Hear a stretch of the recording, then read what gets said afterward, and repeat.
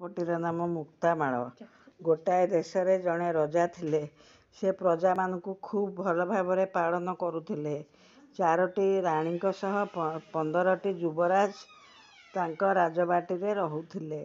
ରଜାଙ୍କର ସୁଶାସନ ଫଳରେ ତାଙ୍କୁ ସମସ୍ତେ ଭଲ ପାଉଥିଲେ। ରାଜା ମାଙ୍କଡ଼ଗୁଡ଼ିଏ ରଖିଥିଲେ ଏବଂ ସେମାନଙ୍କୁ କଦଳୀ, କମଳା ଏବଂ ବିଭିନ୍ନ ଖାଦ୍ୟ ଦେଉଥିଲେ।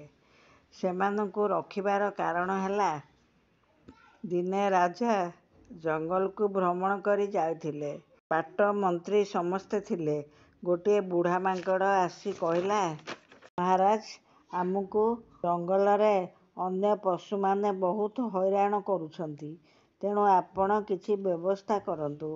ରାଜା ବାନରଟିର କହିବା ମୁତାବକ କହିଲେ, ଚିନ୍ତା କରନା, ତୁମେ ସମସ୍ତେ ଆସ ମୋର ରାଜ୍ୟକୁ ଏବଂ ମୋର ରାଜବାଟୀ ଭିତରେ ତୁମମାନଙ୍କର ସମସ୍ତ ସୁବିଧା ମୁଁ କରିଦେବି। ତମେ ଭୟ ତ୍ୟାଗ କରି ତମର ଆଉ ଭୟ ରହିବ ନାହିଁ କି ବନ୍ୟ ପଶୁମାନେ ତମକୁ କିଛି କରିପାରିବେ ନାହିଁ। ରାଜାଙ୍କ କଥାରେ ମାଙ୍କଡ଼ମାନେ ଆସି ରାଜବାଟୀରେ ଏକ ବିଶାଳ ଘରେ ରହିଲେ। ଆନନ୍ଦରେ ଚଲାବୁଲା କଲେ।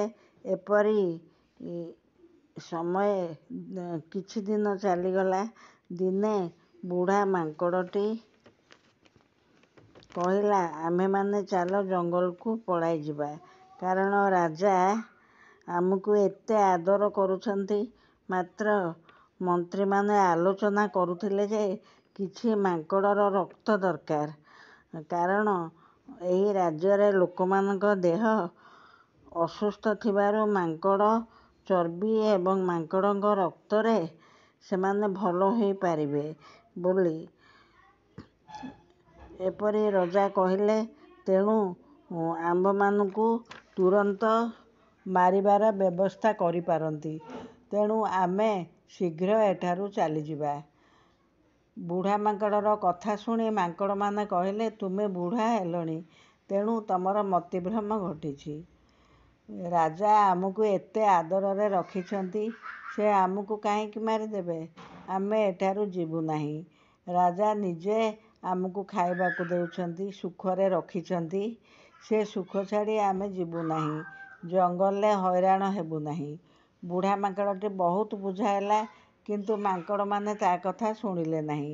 ଶେଷରେ ବୁଢ଼ା ମାଙ୍କଡ଼ଟି କାନ୍ଦି କାନ୍ଦି କହିଲା, ହଇରେ ମୂର୍ଖ, ତୁମେ ବୁଝିପାରୁନ, ମୁଁ ମୋ ଜ୍ଞାତିର ମରଣ ଦେଖିପାରିବି ନାହିଁ। ମୁଁ ଯାଉଛି। ଏହା କହି ବୁଢ଼ା ମାଙ୍କଡ଼ଟି ଜଙ୍ଗଲକୁ ଚାଲିଗଲା। ସତକୁ ସତ ଲୋକମାନଙ୍କ ରୋଗ ପାଇଁ ମାଙ୍କଡ଼ ରକ୍ତ ଦରକାର ପଡ଼ିଲା। ଏତେ ମାଙ୍କଡ଼ର ରକ୍ତ ପାଇଁ ଯେମିତି ମାଙ୍କଡ଼ ଥିଲେ ସମସ୍ତେ ମାଙ୍କଡ଼ଙ୍କୁ ମାରି ଦିଆଗଲା। ଏବେ ତାଙ୍କରି ରକ୍ତରେ ଲୋକମାନେ ରୋଗମୁକ୍ତ ହେଲେ। ମାଙ୍କଡ଼ମାନେ ଭାବୁଥିଲେ, ବୁଢ଼ା ମାଙ୍କଡ଼ଟିର କଥା ନ ଶୁଣିବାରୁ ଆମର ଏପରି ଅବସ୍ଥା ହେଲା ଏବଂ ସମସ୍ତେ ମରିଗଲେ। ବହୁଦିନ ପରେ ବୁଢ଼ା ମାଙ୍କଡ଼ଟି ଜାଣିପାରିଲା ଯେ ତାର ଜ୍ଞାତି କୁଟୁମ୍ବ ସମସ୍ତେ ମରିଯାଇଛନ୍ତି। ସେ ବହୁତ କାନ୍ଦିଲା ଏବଂ ଜଙ୍ଗଲକୁ ଯାଇ ପ୍ରତିଶୋଧ ନେବାକୁ ବାଟ ଖୋଜିଲା। କିଛି ଦିନ ପରେ ଏକ ମୁକ୍ତାମାଳ ପିନ୍ଧି ମାଙ୍କଡ଼ଟି ରଜାଙ୍କ ନିକଟକୁ ଆସିଲା।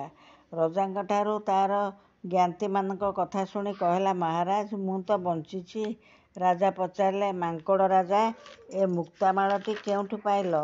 ମୁକ୍ତାମାଳଟି ଚିକ୍ ଚିକ୍ କରୁଥାଏ। ମାଙ୍କଡ଼ଟି କହିଲା, ନିକଟରେ ଏକ ପୋଖରୀ ଅଛି। ସେ ପୋଖରୀର ପାଣି କାଚକେନ୍ଦୁ ପରି। ସେ ପୋଖରୀରେ ଯିଏ ସକାଳୁ ଗାଧୋଇବ, ସିଏ ବି ଏପରି ମୁକ୍ତାମାଳଟିଏ ପାଇବ ଏବଂ ପିନ୍ଧିକରି ବାହାରିବ। ରଜା ଆଶ୍ଚର୍ଯ୍ୟରେ କହିଲେ, ସତେ? ଏହାକୁ ଆମ୍ଭେ ସମସ୍ତେ ବାହାରିବୁ ଏବଂ ତମେ ଆମ ସଙ୍ଗେ ଯାଇ ରାସ୍ତାଟି ଦେଖାଇଦେବ। ମାଙ୍କଡ଼ଟି ହଁ କଲା। ତାର ଦିନ ସୂର୍ଯ୍ୟୋଦୟ ପୂର୍ବରୁ ରଜା ନିଜର ଲୋକବାକ ଧରି ସେହି ପୁଷ୍କରିଣୀ ନିକଟକୁ ବାହାରିଲେ।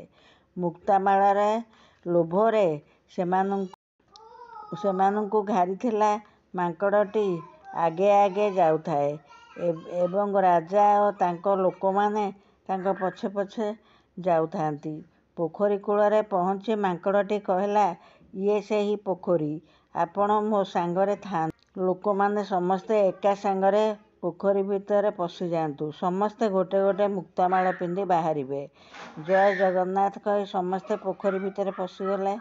ବହୁତ ସମୟ ଧରି ଲୋକମାନେ ନ ବାହାରିବାରୁ ରାଜା ବିବ୍ରତ ହୋଇ ମାଙ୍କଡ଼ଟିକି ପଚାରିଲେ, ଏ ମାଙ୍କଡ଼, ମୋ ଲୋକମାନେ କାହିଁକି ପୋଖରୀରୁ ବାହାରୁ ନାହାନ୍ତି? ମାଙ୍କଡ଼ଟି ଗଛ ଉପରକୁ ଚଢ଼ିଯାଇ ହସି ହସି କହିଲା, ହେ ରାଜା, ସେମାନେ ଆଉ ବାହାରିବେ ନାହିଁ।